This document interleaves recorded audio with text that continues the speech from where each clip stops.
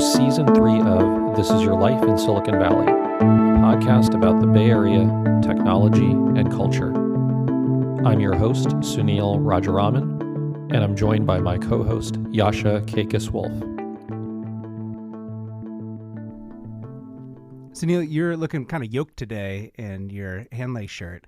I'm wondering, what kind of physical labor do you do? You ever built a house before? No. I know you're kind of looking at me in the corner of your eye like, where are you going with this? Well, here's what I've been thinking about all day. I've been thinking about what the hardest jobs in the world are. And there's this huge spectrum, right? Like at one end of the spectrum, maybe the hardest job in the world is like lifting rocks. And at the other end of the spectrum, maybe it's something completely different. You ever think about what the hardest jobs in the world might be? See, I think one of the hardest jobs in the world has to be being the product manager on Facebook newsfeed or running Instagram. Right? And I think that's the spectrum. It is physical labor that impacts you right here and right now, or it's what I do impacts hundreds of millions and billions of people all over the world. Not only that, but I mean, it has ramifications on elections, on people's psychology, just everything. And so I don't think we need to give much background on what Instagram is. Instagram is the most popular social network in the world, maybe right along with or behind Facebook, and is actually a part of the Facebook family. And today we've got a pretty cool guest. Yeah, we have Adam Mosseri, the CEO of Instagram. And for background, as we know, the original founders of Instagram left around a year and a half ago, and Adam Mosseri was tagged to run the company, which was a big, big job. A big job. And before that, he also had another really big job that was influential, not just here in Silicon Valley, but all over the world. He ran the newsfeed. And, you know, between those two things, he is, without you knowing, probably one of the most influential people in your life. And we had the rare and lucky opportunity to talk to him today. Yeah, arguably one of the people with one of the hardest jobs in the world. We hope you enjoy today's episode. We are recording. Adam, welcome. Thank you for having me. Thanks for being in this closet. I wanted to say that before we even start, I want to paint a picture of what's going on in this room, because there's actually 4 of us here, although 3 of us are mic'd up. This is the first time that we've ever had anybody as a guest who is technically and actually taller than Sunil. So I'm like a foot and a half shorter than every single human being in this room, which is kind of tough for me. Yeah. I think I'm doing okay. It'd make for a good photo, though. It would. Fortunately, I'm going to get some risers out. Hey, are you a Bay Area native? Are you from San Francisco? No, I'm actually from New York. Like New York, Manhattan, New York, upstate New York? I was born in Manhattan in the East Village. I went to the Upper West Side shortly after that, and then I moved out to the suburbs when I was about 7. And as a young kid growing up in New York, did you ever say, boy, the West Coast seems kind of awesome, and San Francisco in particular, there's a sparkle in that city. I want to be there. Never. Never. Well, not when I was a young boy. When I was maybe 15, my brother and my dad and I took a trip to California, and we went to LA, and we drove up the coast basically, and ended up in San Francisco. So that was my first introduction to the city. What's teenage you think about San Francisco and your first visit? I remember being told it was going to be very foggy, but I had 2 days of just blue sky sunshine, and I remember thinking I was almost disappointed that because my expectations were set so high about this fog situation. But there wasn't much beyond that. I think I started to think about San Francisco a bit more a couple years later as an 18 and a 19-year-old starting a design firm. I kept hearing, and either anecdotally or even from people directly in San Francisco, about how much this was a city that was a good place to be as a designer. And so that was my formative impression of San Francisco as like maybe 17, 18-year-old was it's a city that appreciates design. I want to talk about the design stuff a little bit since you brought it up. Pretty interesting. So how would you describe the design aesthetic of San Francisco? And let me just provide my perhaps unpopular opinion on this. I feel like design in San Francisco is like a physical spaces is somewhat converging. Like you have this blue bottle aesthetic that's taken off that now every coffee shop you go to has these high vaulted ceilings, exposed brick and this and that. What's your view of physical design in San Francisco? And this is the only time I'm going to ask you to get really close to the mic. Okay, I'm going to get super close. The San Francisco's design aesthetic, I think, is complicated and sometimes confused. I came into it thinking more about San Francisco as a city that appreciated graphic design and product design. I was, doing that kind of work I had a small firm back then. But architecturally, I think it's kind of all over the place. You've got a ton of Edwardian and Victorian architecture, which is obviously, the bay window canonical example, the painted lady style. And then you have a lot of new development that's trying to pay homage to that, but is modern, and they sort of box it out, and I just think it looks confused. I kind of think, and then you certainly, so the new blue bottle style cafe, vaulted ceilings, high ceilings, double volume spaces is also popular. It's kind of all over the place. I love San Francisco, don't get me wrong.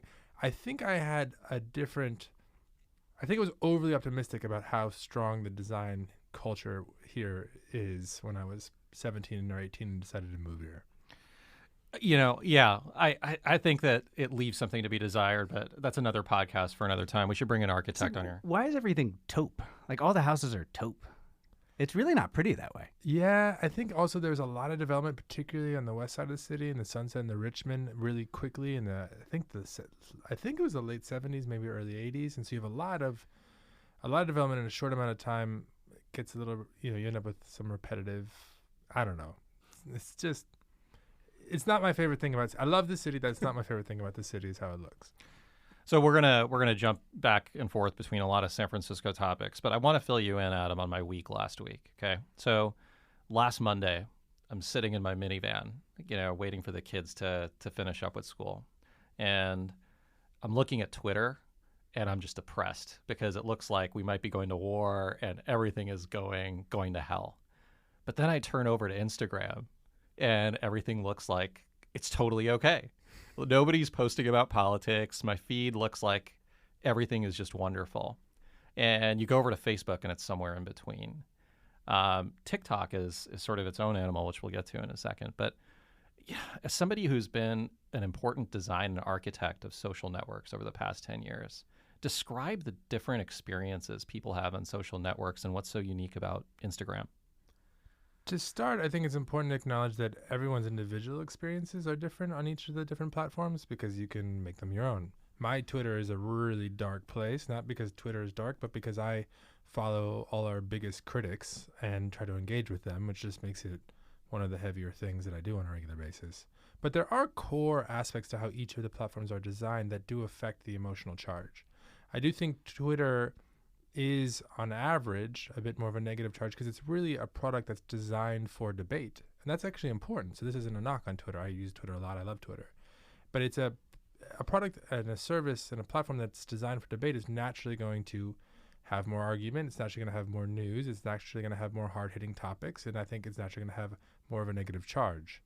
Instagram being focused on visual communication, being focused on photography and simplicity. I think having the follow model, I do actually think ended up having a quite positive charge.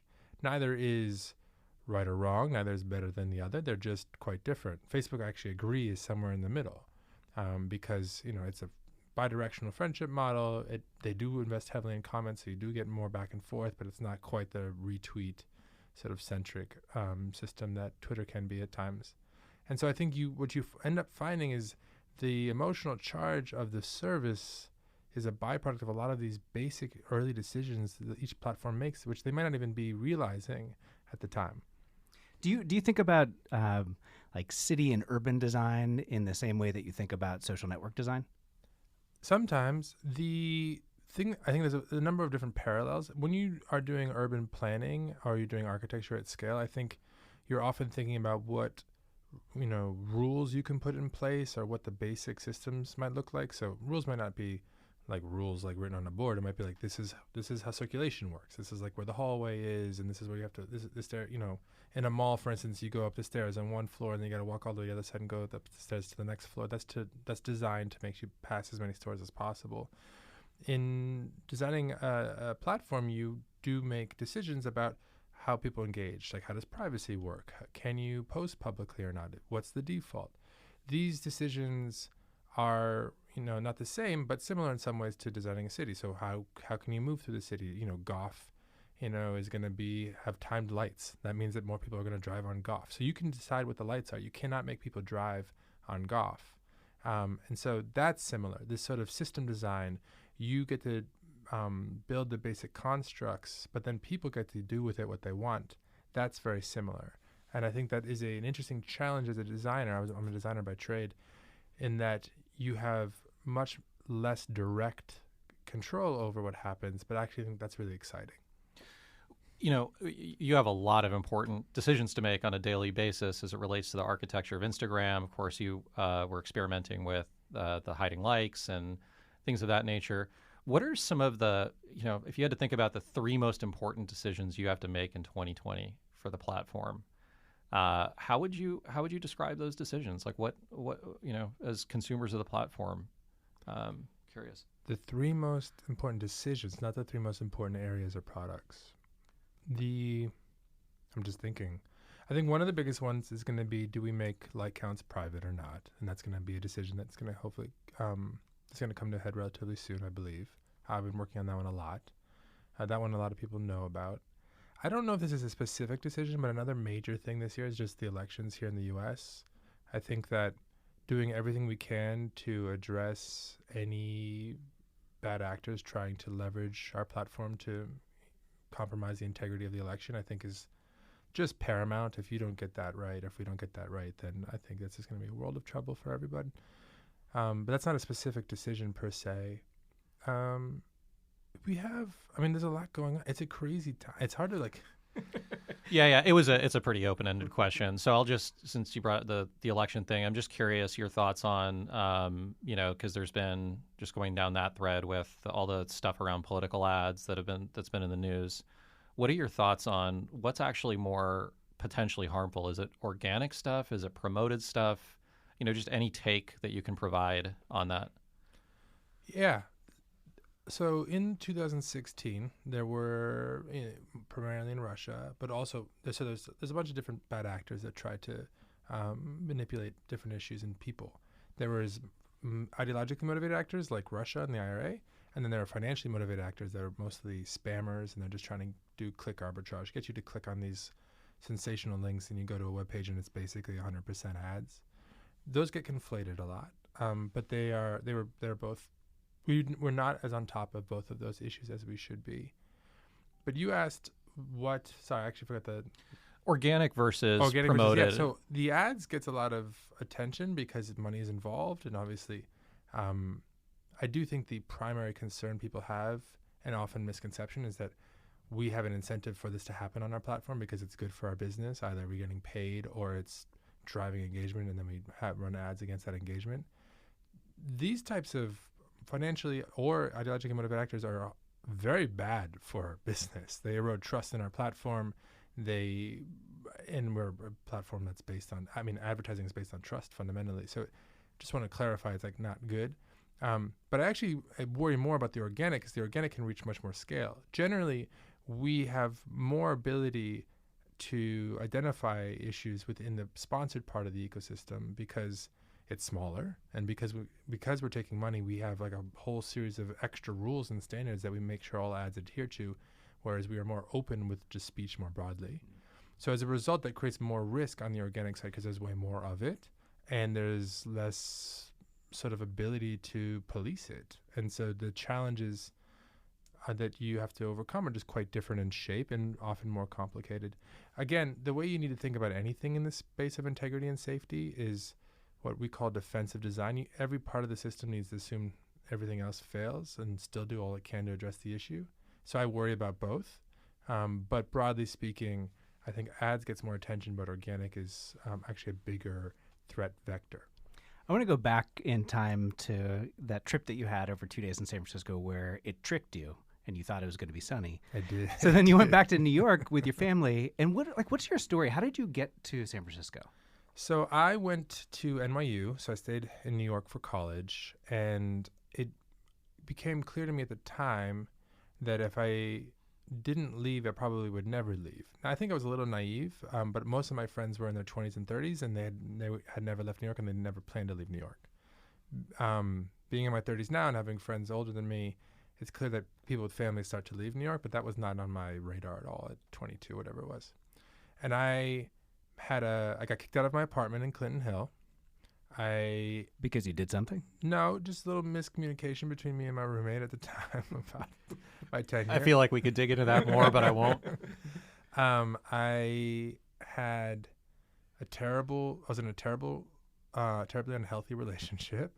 It's getting personal, I guess. Yeah. This is, these things turn into therapy sessions pretty quickly. Something about the microphone in the room. Yeah. Anyway, for a few reasons, I realized I could leave, and if I didn't leave over the course of a couple months or a year, things would sort of stabilize. And so in my mind, I was like, if I leave now, I'll have another experience and I'll come back to New York. And if I don't, I'll never leave.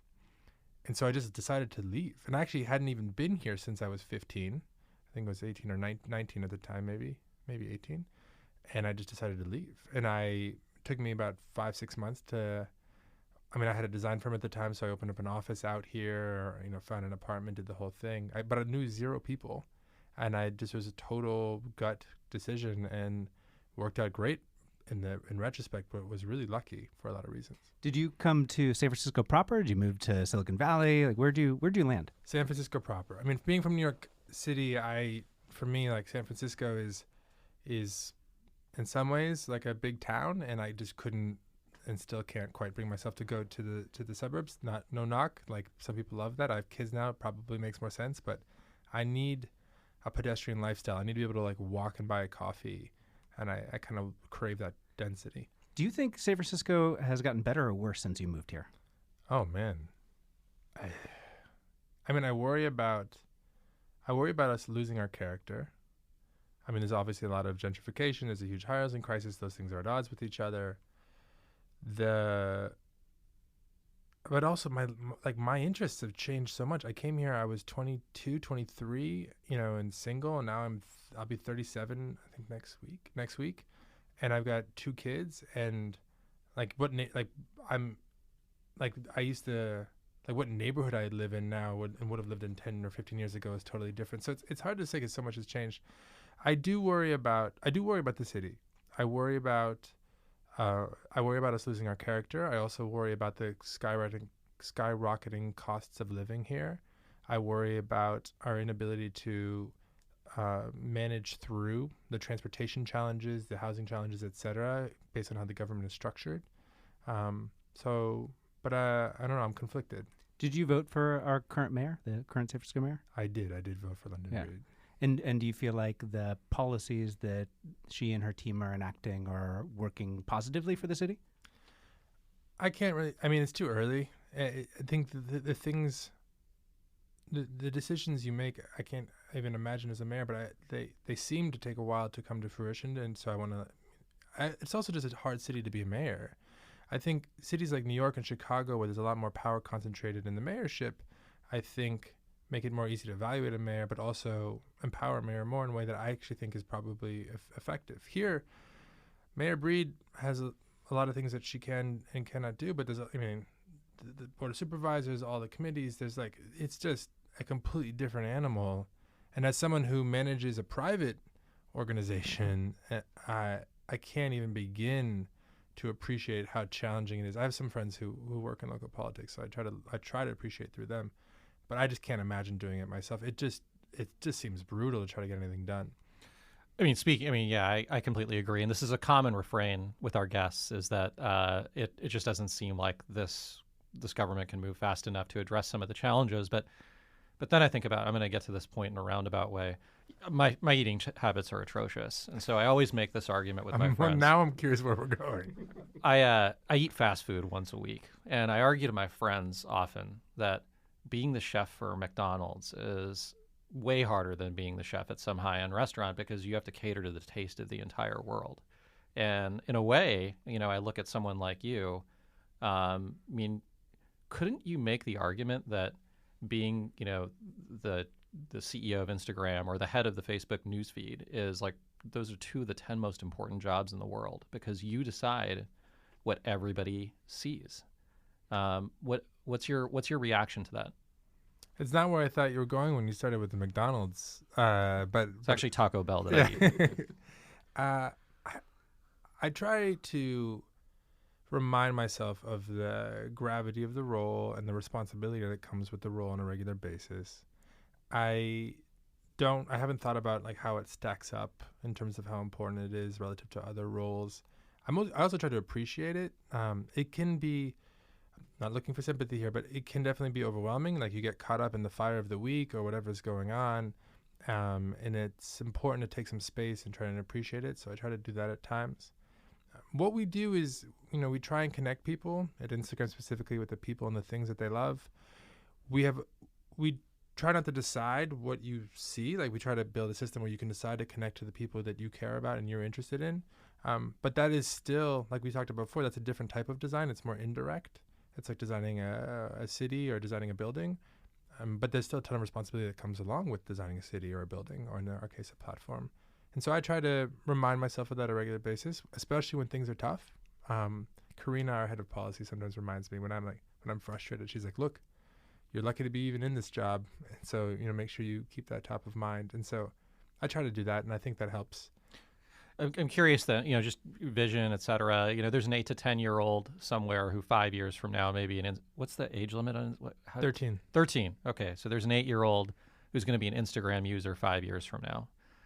Describe to that now 8-year-old what Instagram will be in 5 years. If you had to just concisely describe it, what will it be 5 years from now? 5 years is a tough one because I think when you go further out, it's more clear that things are going to change more significantly. And when you're closer, it's not clear like how dominant phones are going to be as a form factor, for instance. Like probably still very dominant, but obviously everyone's playing around and investing in the next platforms. I think that a few core things will continue to be true. If we do our jobs well, Instagram will be a great place to stay close to the people that you care about most. That's the thing that people come to Instagram for, is to connect with their close friends. And it's also a great place to be inspired by all the amazing things in the world. Hopefully, through the lens of people behind all of those different things or crafts. Like we are not the best place to watch sports at all, but we are a pretty great place to see what it's like to be an athlete or get a window into an athlete's life. We're not the best place to listen to music, but to see what it's like to be a musician, we're pretty strong. So my hope is that we will continue to do that by investing in different areas and building products and tools for people in those specific verticals. How maybe we use the food metaphor, the restaurant metaphor. How do you think about experimentation? So if I'm responsible for Taco Bell and Sunil is coming to Taco Bell every week, I may be out looking around, and this is an old example, for something that's cool and interesting, like Doritos and different Doritos flavor. And I'm going to experiment with something that's cool that has nothing to do, but maybe sort of something to do with the business that I'm a part of. And I test it and it works, and then it goes crazy. So I happen to love Instagram, and my daughter loves Instagram. I have a 14-year-old daughter who's super excited that you were coming in today, by the way. Great. Because she met a community of hobby horsers, which I didn't know was a thing, in Finland. And she's become friends with them, and she's become a competitive hobby horser, and they invite her to Finland to compete in things, which I didn't even know existed, but she found that entire community on Instagram. And now our daughter's spending a lot of time not just on Instagram, but on TikTok. And the kinds of interactions and the communities that she is involved in are very different. But I wonder how you think about something like TikTok. This is, right, Taco Bell to TikTok. How do you think about TikTok and maybe the metaphor for their newsfeed, how they use the AI to tune for each individual person, and what that might look like for an experiment for Instagram? So broadly, how do you think about experimentation? A few different things. One is, I love stories like that about your daughter, which is you find these niche communities, because TikTok, Instagram, the internet in general, the whole promise is that of everyone gaining the power to share their stories is that you should be able to connect with more niche interests. You should be able to learn about things that you love that you didn't even know existed yet. We all listen, the top 40 in radio is like a thing because there's only so many radio waves, right? And now, with Spotify and Apple Music and the rest of it, we should be able to learn that, apparently we love Afrotech, and I didn't even know that was a thing yet. And like that really, that richness and that momentum of niche interests across news, film, music, TV, etc., like that should happen, and it is happening, but not quite as fast as you would have thought. So, and we try to facilitate that on Instagram, whether it's horse, what was it, horse what? Hobby horsing. Like hobby horse. Like a stick with a horse head on it. Yeah. It's a thing. Yeah, like that's wild. I have a friend who's really into Stone Island jackets, which is like some like British thing from it's like, I don't understand it, but it's like he's got this whole little You should see the reactions in the room. yeah, they're all like, what the hell are you talking about? Now TikTok is super interesting. TikTok, I'm not sure is about niche interests in the same way, but TikTok is really good at a number of different things. They're good at being a place to be reliably entertained. But not all, it's music led, but it's not always music, obviously. They're great as a way to make the mundane interesting. So from the producer side, you don't need to have a like production studio or a staff to make an amazing TikTok video. You just need a great idea and an afternoon and probably a friend or two to do it with. I do think it's actually social in a way that people don't realize, because people make these things, especially you talk to young people, they make them together all afternoon, even if they're not both in the video. And so it's being hired for these jobs about being entertained, and especially passing teenagers have a ton of free time compared to the rest of us. And so I think it's creating value for them, and it's meaningful to them. Just wait until your kids become teenagers. They Yeah, will mine tell is you a- they have no spare time. Of course but my kid tells me his body tells him he needs 2 cars. Like he's like, he learned that from being jet lagged once. He said, my body's telling me I'm awake. And I was like, that's actually relatively apt. And then 2 days later, he's like, my body's telling me I need 2 cars. And I was like, that's not how bodies work. Speaking of TikTok, exciting companies, startups. So let's just say you're giving advice to, I don't know, over Thanksgiving break, Thanksgiving just passed, a 21-year-old on where to work, 3 startups that you're excited about right now, like that you would bet your career on. And I bet my career on's a big one. outside of Facebook. Well, I mean, I don't think we count as a startup, do we? Yeah, no, it depends on who you talk to, but no. Yeah, I don't think we count. So, I mean, I think it depends. I think the most important advice to a 21-year-old is to be, to the degree you can, thoughtful about what you want out of your, let's say, next year or two. I probably won't ask a 21-year-old to think too much further in the future than that. And then to evaluate your different options through that lens. Maybe you care most about what you learn. Maybe you care most about the impact you have in the world. Maybe you care most about your career and your financial compensation. Maybe you care most about who you work with. I think that these are all reasonable things. There's no judgment here, but being intentional and taking time to try to answer that question, which, by the way, is hard, and then evaluating your options through that lens, I think is critical. Now, and depending on what your answers are, you might go work at someplace really big, or you might go work at someplace really small. If you want to learn, I think a great thing to do is to go to a really small place, because you'll do everything, but you're going to learn a lot of things, but not in a deep way. If you care more about being a specialist, then go to a big place and learn how to do something specific. But you asked what startups, I mean, I don't know what I would bet my career on. I think Lambda is really interesting. Do y'all know this? Yep. Yeah, we are having Austin as a guest at some point. Yeah, they're pretty interesting because, so for those of you who don't know them, they are sort of higher education. I believe it's primarily or entirely online, focused on computer science and programming. And the tuition is not traditional tuition. They help place you in a job. You pay no tuition, I think, until you get a job, and then it's a percentage of your income with a cap, if I remember correctly. And a sliding scale. And so I love that because it aligns incentives. Their incentive is not just to like get you a degree and charge you $40,000 a year. It's to get you a job, and the better paying your job is, the more they make. So I love when, again, we talked about system design. A big thing when you're designing a city or a building or a platform is, what are the incentive structures that you're creating, directly or indirectly? And then most people will operate relatively rationally within their incentive structures. That's, I think, an important lesson to internalize. And here I really like the idea of a school that is invested in your career. Now, there's probably downsides too, and so there's a lot of hype around them right now. But yeah, there's hype and there's Twitter warfare. There's this huge quick take on the whole Austin DHH argument, or this whole. What's your take? I'm not gonna weigh. I don't want to weigh into one of the hot ones. Are you Switzerland? Is that what's going on here? Yeah, I mean, this is not. I'm already venturing out of my comfort zone here a little bit, talking about education. So. All right. Well, so I have one question, then Yasha will wrap up with the last question. Thanks for being generous with your time today. I know we're a little bit over. Yeah, I just had one question around memes. Like, this is something I think a lot about. What do memes do to kind of discourse in general? Do they oversimplify things? Like, what's just the overall, as somebody who's run product at these 2 places, like what's your overall take on memes? I think memes are polarizing, not in that they drive people further apart, but in that some people really love memes and some people really don't like memes. So I don't know, pick your food analogy, Brussels sprouts. Like, so you have to like understand that. So no matter what I say, half the people who hear this will probably be interested and half of them won't. But I do think that they are polarizing. That's important to understand. We think about that on the platform side because we should connect people with memes who are interested in memes and not connect those who are not interested in with memes. And how do we do that well? Again, personalization is a core value of ours. I think memes are great. I think they are an amazing art form, and I think they are an art form that tries to comment on whatever is culturally relevant. And in a world where we're all being inundated with way more information than we can ever process, and that is, quite frankly, just nutty as of late, I think memes provide often a poignant and funny and sometimes really insightful reflection on that insanity. And I think that's kind of cool. Now, I'm not good at making memes. That's not at all in my wheelhouse. I don't think they're for everyone, but I kind of like what they're doing. So we wrap up every episode by asking all of our guests one question.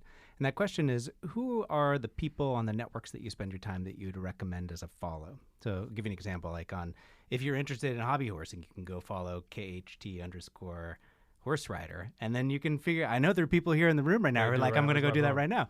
So you can go do that. But if you spend your time at Instagram, being responsible for Instagram, who do you follow? Who do you think other people should follow? And maybe one other network like a Twitter. Yeah. So on Instagram, I like trying to find smaller creators, often ones from outside of the U.S. So there's one I found I've been talking to recently who I think is pretty cool. His name is Luciano. I think I pulled it up here. Luciano Cina. So his handle is Lucico. So Luccico. He's Italian and he's an illustrator. And so let me see if I can get it. You can't see this because it's a podcast, but he does all these really clever illustrations. So he takes photographs and then he draws on top of them. It's kind of very abstract Sunday inspired, but he's even made Instagram filters, and so you can actually like do some interactive ones yourself. I think that's pretty wild. There's obviously the big ones that are always like, strong. I like for me the ones that are the more authentic the better. I thought you were going to go like kale salad. No. Kale salad is great. I mean, actually, I love kale. My wife would be laughing hysterically right now because she knows it's one of my 5 favorite foods, which is weird. But not on Instagram, really. What was I thinking of the other day? Oh, man. I don't know. I'm trying to remember the name of the actress. But look, Bobby Cannavale posts pictures of his kids, and I just as a dad, it cracks me up. I think, the big ones, like The Rock is huge. It's like 170 million followers, but I think he uses it really, really, really well. But I like finding the little ones. I like finding the small creators in small markets that just do something that you never even thought of, and they do it really well. So for me, it's always, Daily Overview is a photograph from the sky looking straight down that I think is pretty cool. A similar one is Jefferson Grid. So when Jefferson was president, he I think they divided a bunch of land in the middle of the country into these 1 by 1 mile squares, and so all this aerial photography of the grid and how different each square is because there's a different owner. It's a kind of a beautiful pattern aerial photography mix. I don't know. I just whatever like that thing is of the month, I try to find whenever I can. Okay, I'm going to break protocol a little bit and just one mini question that if you can answer it, I'm just curious. What's the most often feature requests that you get from users at this point? Can you share that? So if you look at my DMs, they're not feature requests. It's mostly give me a blue check mark. My favorite version of it, it's usually not this. It's usually more angry, but is it's my birthday. It would be a great present, which I think is clever. There are some people who say that they've been hacked and they want to get back in. It's hard to tell which of them have actually been hacked and which of them are trying to get into someone else's account. What do we get? Music sticker. So there's a bunch of countries in which the music sticker exists, but a bunch of other countries where it does not yet because we don't have the rights. So I get that. That's probably the biggest feature request. I don't know. I get a lot. You should look at my DMs. It's pretty wild. Well, you can just send your DMs over to us whenever you want. Okay. Adam, this has been fantastic. Thank you for spending the afternoon with us. We really, really appreciate it. Thanks for having me. Thank you. Like cities and systems and social networks and systems. I don't think I would have ever put those together, like how you have to be conscientious about the design of the way that people move through a city in the same way that you have to think about using Instagram. This is a kind of fascinating take. Yeah, there was a lot in there that I hadn't expected to tie together, but Adam's a really smart guy, and it's good that he is extremely thoughtful about such things. Yeah, I think learning from and hearing from design leaders that happen to be responsible for businesses brings out a very different aspect of the way that companies work. And I think in this case, Adam really highlighted why maybe we should all be hopeful that we've got somebody who's a design thinker responsible for one of the most important social networks in the world. Yeah, and it makes you think. I mean, this is a very, very valuable skill, is intersecting both, not just the technical stuff, but thinking about how people interact with products and the ramifications they have on society at large. Maybe a less heady learning and takeaway, and this is kind of collectively across all the interviews that we've had over the course of the last couple of years. San Francisco is like the city that catches people that had bad relationships. Something like that, like you and me. I think everybody, right? Like it seems like every single person that we've talked to has ended up here because of something that happened with a relationship. I was trying to make a joke, but it failed. So, I took it super serious though. But we'll end on that note. As always, if you like the podcast, please follow Yasha or myself. I'm at Subes01, SUBES01, or at Kaykas, KAYKAS. Wherever you listen to this podcast, too, go back and rate us. Rate us 5 stars. Nothing less than 5 stars. 5 stars for sure. And even leave a comment. Sunil and I read every single comment, especially Sunil. Yeah, our moods fluctuate with how the comments go for sure. We hope you enjoyed today's episode.